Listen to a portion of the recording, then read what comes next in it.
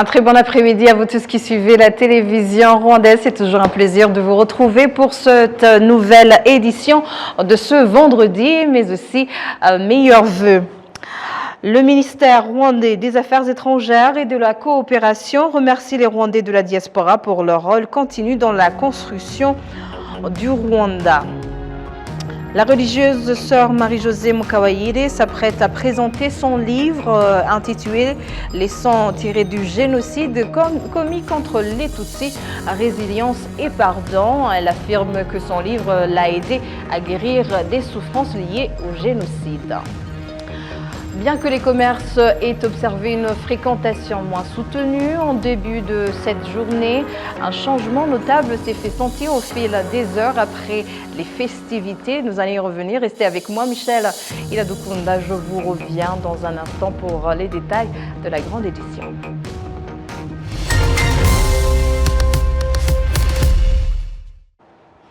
Bienvenue. Le ministère rwandais des Affaires étrangères et de la coopération remercie les Rwandais de la diaspora pour leur rôle continu dans la construction du Rwanda. Le ministre Olivier Nduhungirehe a fait cette indication ce vendredi à Kigali alors que le dit ministère s'entretenait à Kigali avec ces Rwandais vivant à l'étranger. Nous avons une bonne réunion où on a échangé sur leur contribution à l'économie du pays. En 2023, il y a eu plus de 5,5 millions de dollars américains qui ont été contribués, qui ont une contribution de la communauté rwandaise à l'économie, mais il y a aussi des investissements qui sont faits par des membres de la diaspora. Il y a ceux qui ont des usines ici au Rwanda, ceux qui ont des hôtels et des membres de la diaspora qui sont dans le business en général ici au Rwanda. Au-delà de l'économie, au-delà de l'argent, des fonds, des transferts qu'ils font au Rwanda, il y a aussi leur contribution dans le transfert des connaissances. Il y a des jeunes ou même des moins jeunes qui viennent au Rwanda transmettre leur savoir au Rwanda. Mais il y a aussi leur contribution dans la promotion de la langue de Kinyarwanda, aussi dans la promotion de la culture rwandaise. Donc il y a une grande palette d'activités de la diaspora qui est très importante pour le développement et l'économie du Rwanda. Ces Rwandais vivant à l'étranger ont laissé entendre qu'ils comprennent bien le rôle qu'ils doivent jouer dans le développement du pays. Il y a beaucoup de choses, mais pour moi, je connais ce qu'on appelle du sangire lunch, des enfants qui ont à l'école primaire surtout et 9 years basic education.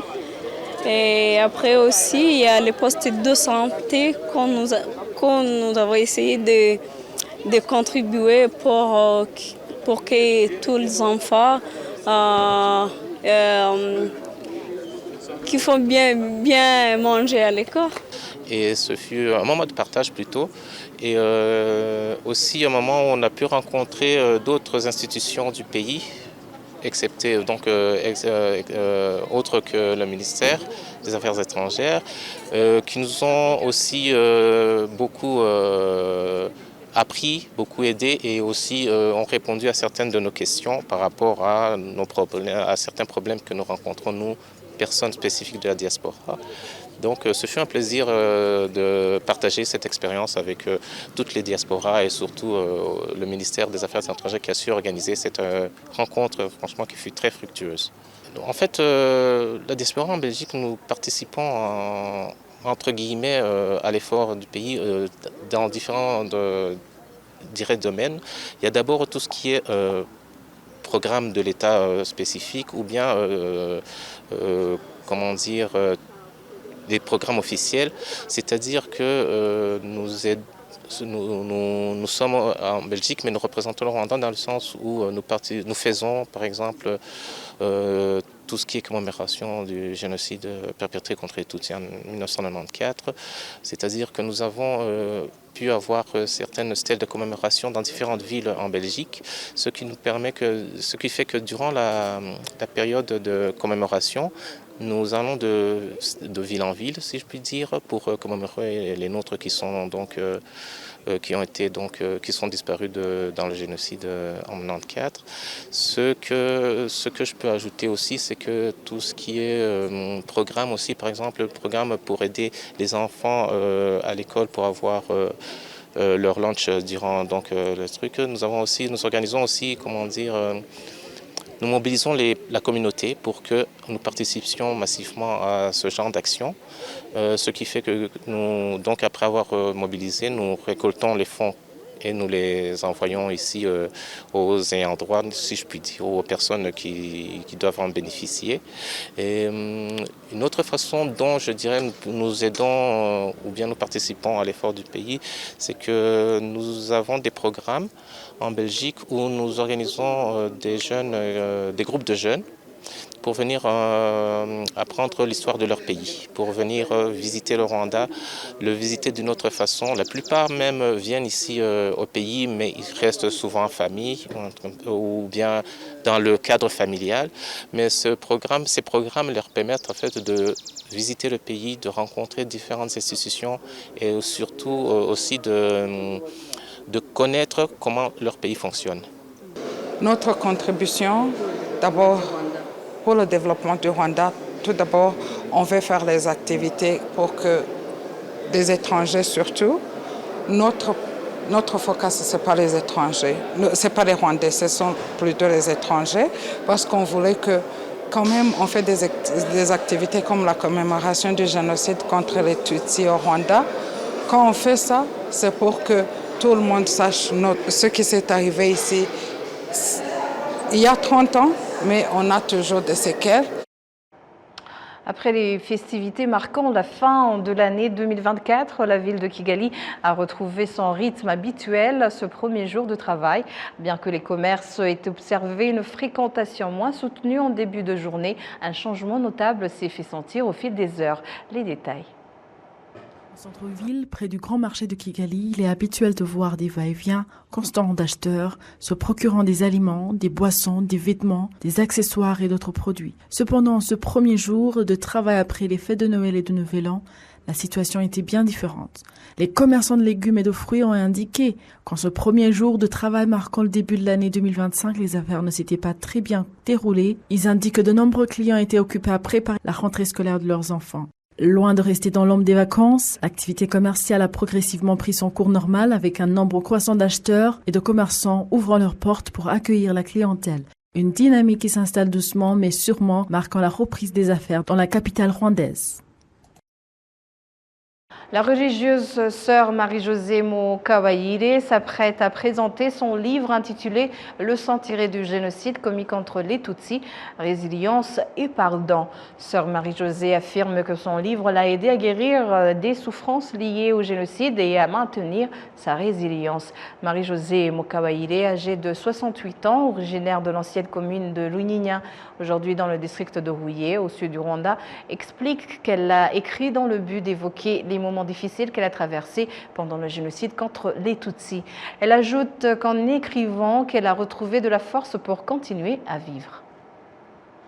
Ma situation après le génocide, j'étais vraiment poussée à servir les jeunes. Je ne me regardais pas, je regardais toujours à sauver les gens, les jeunes, surtout ces petits-enfants qui ont resté tout seuls. Et je me sentais comme une maman auprès d'eux. Et tout était orienté pour les jeunes, les jeunes, les enfants. Alors, quand j'essayais de parler du génocide, chaque fois que je parlais, je me sentais aussi concernée. Les leçons apprises du génocide, d'abord, il y a toujours des personnes de bonne volonté, là où tu seras, qui est en danger ou en bon moment. J'ai vu que j'ai été sauvée par les personnes de bonne volonté. J'ai appris qu'il y a toujours quelqu'un de bon à côté de toi. Alors j'ai appris aussi que l'homme est capable de faire n'importe quoi. Il peut être mauvais, il peut être bon. L'importance de la résilience, c'est que on n'est pas détruit par le passé. On essaie d'avancer. Mais quand tu avances, tu ne regardes pas derrière. Mais si tu veux continuer, laissez le passé. Il ne faut pas être victime du passé. Le pardon aussi, si tu ne pardonnes pas, tu continues à porter le fardeau et tu n'avances pas. Ce livre sera présenté ce vendredi au mémorial du génocide de Kigali. Les importateurs de marchandises en se servant de la technologie indiquent qu'ils sont victimes de fraude et que certains se font escroquer de l'argent ou qu'on leur livre des marchandises qui ne correspondent pas à ce qu'ils ont payé. Les détails avec Assim Youssouf. L'année 2024 s'est achevée sur une note positive pour les opérateurs économiques qui se réjouissent des progrès dans le commerce en ligne car ils ont désormais la possibilité d'importer depuis des pays industrialisés sur différents continents. En se servant des méthodes de commande et de paiement en ligne, certains d'entre eux déplorent cependant l'escroquerie dont ils ont été victimes à différents moments et dans divers pays. Je suis parvenu à tout récupérer sauf $30 000 grâce à la bonne gouvernance de notre pays. Notre ambassade dans le pays où nous avions fait face à cette escroquerie numérique nous a beaucoup aidés et justice a été faite. Un autre cas concerne $32 000 et il est toujours en cours. Et nous avons transmis notre doléance à l'ambassade de ce pays à Kigali qui est en train d'examiner ce problème et nous espérons que ça va s'arranger.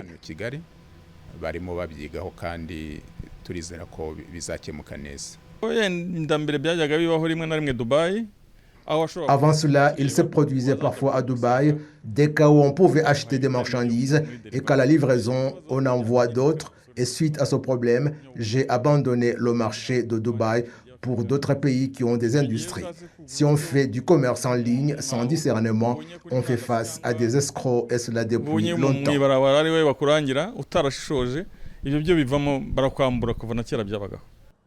Lors de la réunion que le ministre du Commerce et de l'Industrie a tenue avec les importateurs, ils ont convenu de mettre davantage d'efforts pour suivre ces actes d'escroquerie par l'intermédiaire des ambassades du Rwanda dans ces pays et ont été conseillés de signer des accords avec les fournisseurs. Le directeur général de l'Association des importateurs de marchandises au Rwanda, Dr Joseph Akumonu, indique qu'ils ont enregistré beaucoup de personnes qui ont été victimes de ces actes, ajoutant que les ambassades du Rwanda dans les pays où ces actes d'escroquerie ont été commis leur ont apporté une aide précieuse pour récupérer leurs biens. Kwakiramo ibirego bigiye bitandukanye aho nk'abacuruzi bakura raw materials yo mu Bushinwa cyane mu bindi bihugu usanga bigenda bisa. Nous recevons diverses doléances, notamment des commerçants qui importent des matières premières depuis la Chine ou d'autres pays où l'escroquerie augmente de plus en plus. Lorsqu'à la livraison, on constate que les produits commandés ne sont pas ceux qui ont été livrés. Nous sommes en train d'examiner ce problème dans le cadre de la logistique du Rwanda pour que des efforts soient déployés pour mettre des professionnels au marché et puis les institutions étatiques au niveau des ambassades nous apportent de l'aide. L'objectif est maintenant de mettre en place des procédures durables, notamment que les commerçants puissent signer des accords avec les fournisseurs sur lesquels se référer en cas de problème.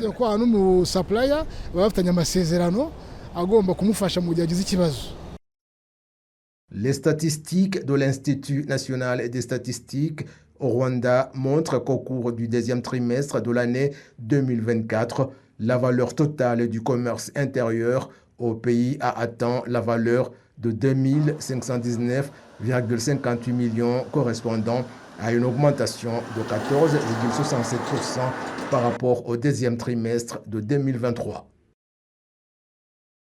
Le Rwanda fait partie des pays africains qui collaborent étroitement avec Smile ID, centre que l'Union africaine a créé afin de lutter contre les attaques informatiques sur le continent. En 2023, en effet, des dossiers du Rwanda ont fait partie des plus de 100 millions de ceux que ce centre a aidé à vérifier l'authenticité à travers tout le continent. Les détails avec Assim Youssouf. Le rapport que le centre Smile ID a réalisé indique qu'en 2023, leur technologie a plus de 100 millions de fois vérifié les cyberattaques sur le continent africain. Icyo bishingiyeho rero ni ukugira ngo tubashe kuko kumenya abantu abaribo. L'objectif est d'identifier les traces et de vérifier si les opérateurs sont sécurisés. Cela implique la sécurité ainsi que des transactions numériques collaboratives et sécurisées plus rapides. Parmi les pays africains avec lesquels ce centre collabore étroitement, le Rwanda se classe au 3e rang.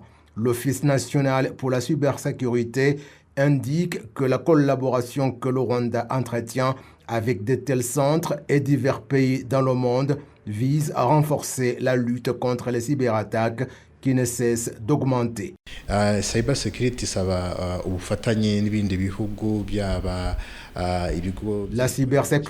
nécessite une collaboration avec d'autres pays, qu'il s'agisse d'entités privées ou publiques. Le Rwanda a signé plusieurs accords dans ce cadre. Le pays a investi massivement dans les infrastructures numériques et les connaissances. Le 2e vice-président de la Fédération rwandaise du secteur privé, Kimenyi Aimable, estime que des rapports comme celui-ci renforcent la confiance des personnes souhaitant archiver leurs données au Rwanda. De tels rapports font que des investisseurs ou d'autres personnes qui œuvrent dans le domaine de la technologie pensent au Rwanda. C'est une bonne chose qui peut booster l'investissement dans l'archivage des informations ou dans ce qui peut nous permettre de faire du commerce, où des Africains d'ailleurs viennent archiver leurs informations au Rwanda parce qu'ils savent bien que nous avons de la discipline et que nous effectuons le suivi. Il y a d'ailleurs ceux qui ne le font pas. Dans ce rapport, les acteurs du secteur privé et les institutions financières sont conseillés de porter une attention particulière aux données sensibles qu'ils utilisent et de vérifier régulièrement s'ils subissent des attaques. Le gouverneur de la Banque nationale du Rwanda, John Rwangombwa, a récemment indiqué aux députés qu'ils suivent de très près la question des cyberattaques. Une autre question est celle de la cybersécurité à laquelle nous devons nous adapter au fur et à mesure de l'augmentation de l'utilisation des services numériques. Nous avons introduit la stratégie de transformation numérique qui facilitera les processus que nous utilisons dans cette procédure. En 2023, les cyberattaques contre le commerce en Afrique ont augmenté de 23% par rapport à 2022. Le manque de capacité pour lutter contre ces cyberattaques coûte au continent 4 milliards de dollars par an.